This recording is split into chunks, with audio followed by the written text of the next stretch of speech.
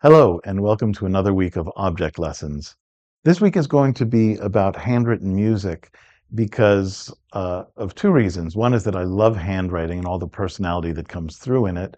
And second, because I grew up in music. I took Suzuki violin when I was 3 years old and then changed instruments pretty much every year as I went up through school, mostly playing the trombone starting when I was about 10 years old, and then eventually getting a composition degree, about which I have mixed feelings, and I'll talk about that. But as a result of that, I'm going to be looking both at historical written music and my own written music, and just talking more about the handwriting than anything else. Although for my stuff, I'll also talk about what it means for me. So let's start off with one of the older objects in my collection. This one actually isn't that old in European terms. It's from about 1700, and it's what's known as an antiphonal sheet, or a sheet from an antiphonal. These were big, as you can see from the size of my hands. These were big books printed on vellum, actually. This is animal skin, which also means that one side is rougher than the other because one was the outside and the other was the inside. These were all bound together, and the singers would gather around. Since it was so expensive, they would just have one book, and it's big so they could all see it. Um, and it's religious music, as you might guess, and it's actually legible today. It's very much like modern music, except that there's only 4 lines, and the notes are in a different form. But basically, it can be read and sung. And I know a little bit about how to sing this. Like, we start off with the clef here, and where the two little dots there are sort of straddling this one line, that's the ut, or the C, if you're playing only on the white notes on the piano. So I'll start off just by sort of telling myself what the ut is by singing a scale. Da da da da da da da dum da. That's the ut, or the do if you prefer. Da. That means this note is da. So this phrase goes Dei. That's right. Dei copiosus. I actually did that a little bit off because I didn't match the syllables very well, but let's try that again. Dun dun dun dun dun dun dun dun. Dei copiosus caritatis spiritus, and so on. Et singulares. The other nice thing about this is that it has these illustrated initial letters, what are called illuminations.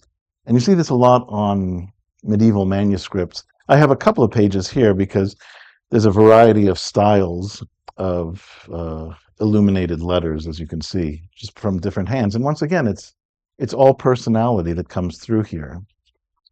And speaking of which, the next piece I have is from 1774, and this is a handwritten book of music. Psalms, I think it is mostly. And as I say, it's 1774, which would have been around the time that Mozart was working. And at the end, we have a dedication here. Let's see.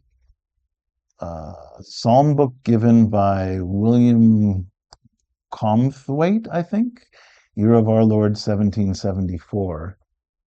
And inside, as I say, there's a lot of music, but also there's kind of this instructional stuff. Like, this shows different ranges and different modes, and this shows different keys.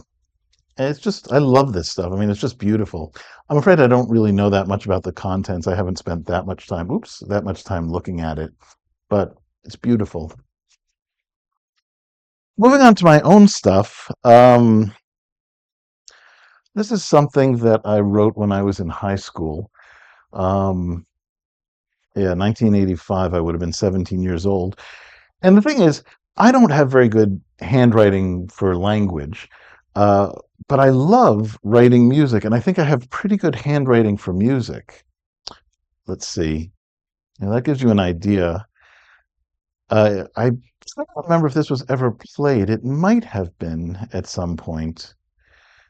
But it's something I really rather like. You know, the first few things that I wrote were kind of by the book, but this is where I started to really try to express myself with music, I think. But as much as I was expressing myself with the sound of music, I was also trying to really, I don't know, show. I wanted the music to look good, and I think that that's one of the problems that I've had with the composition study, which is that I went about it for the wrong reasons.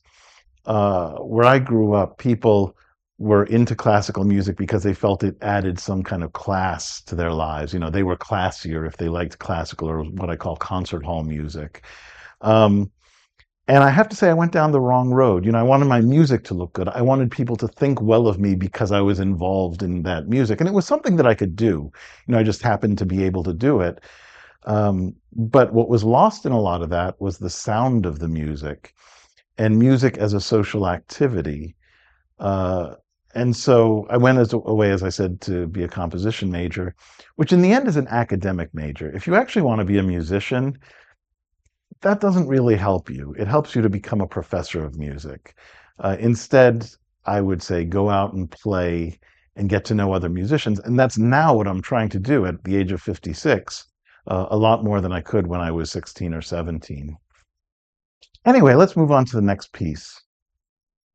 Uh, I did go off to be a composition student, as I say. And when I was at the conservatory, I had a chance to spend a lot of time in music libraries. And that's where I discovered the beauty of 20th century graphical scores. Because in the 20th century, composers started to look at their handwriting as art in and of itself. And this is a piece called Eight Songs for a Mad King by Peter Maxwell Davies.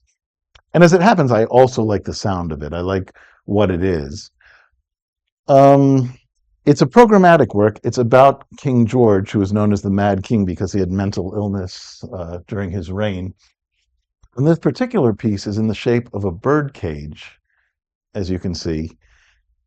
And on the one hand, it's beautiful in its own right, but then the question is, well, can you actually play this? And the answer is yes.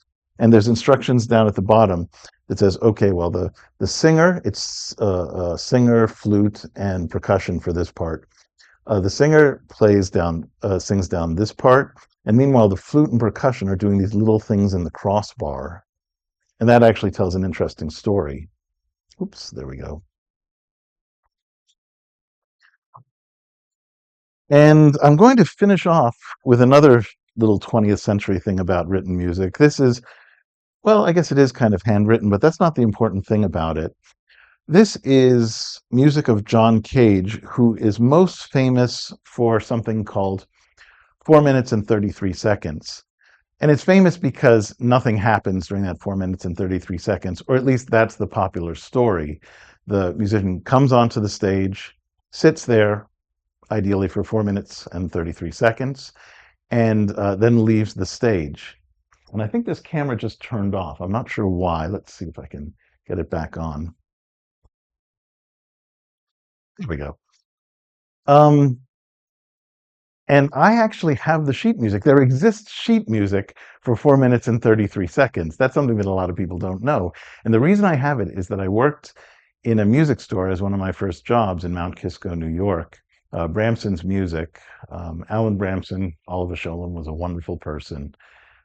He played the clarinet, very gentle and a great first boss, really.